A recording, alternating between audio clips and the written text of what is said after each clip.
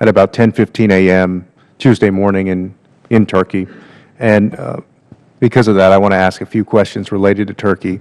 And the first one is really a preface question.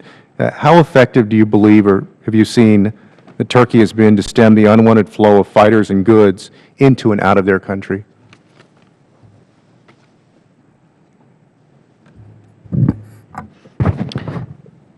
Congressman, it was more or less an open border in 2012 and 2013. The Turks have taken a lot of measures to tighten that border. It is very different from what it was 3 years ago, 4 years ago. That said, that border is still not completely shut. There are lots of little goat paths and donkey trails that date back hundreds of years. Smugglers know them, and the Turks can know them.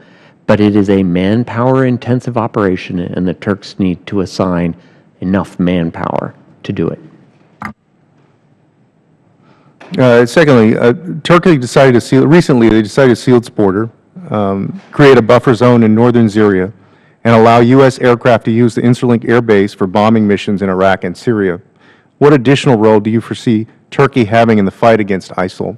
And I ask this question also because of the instability in the region and their recent tension with Russia over the downed jet.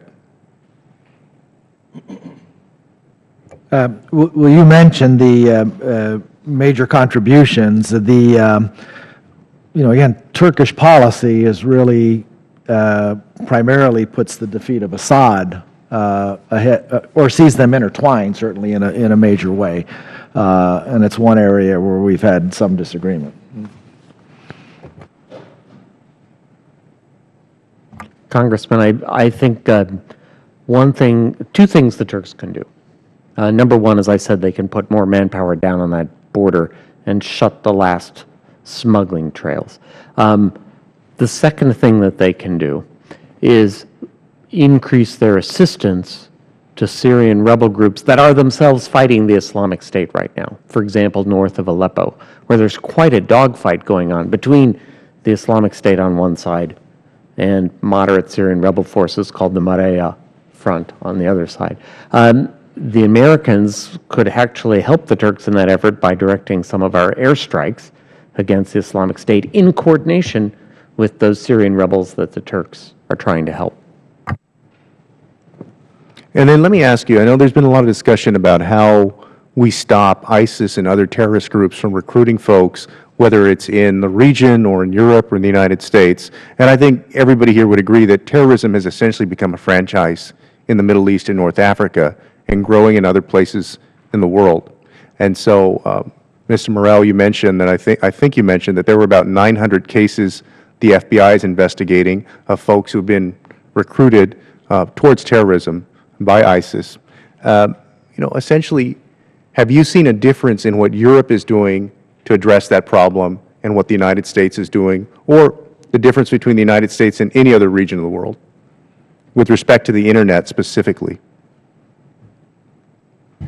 Yeah, I don't know the answer to the question, Congressman. I don't know if the Europeans are doing something that we're not.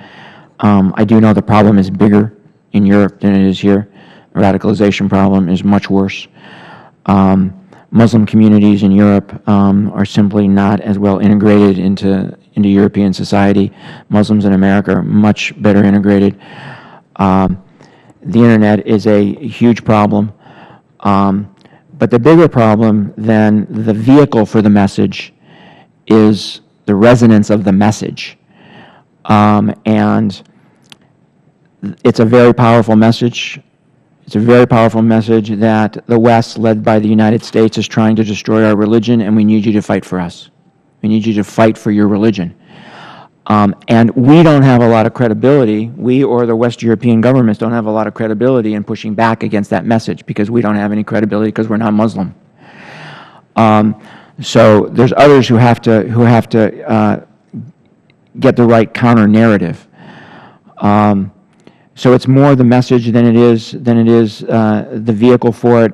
I will also say, just to reiterate something that Robert said earlier, the fact that they have a safe haven gives them great credibility in spreading their message. Right? It makes them the center of mass in the jihadi movement. People want to join the winners, right? And you put the message with that.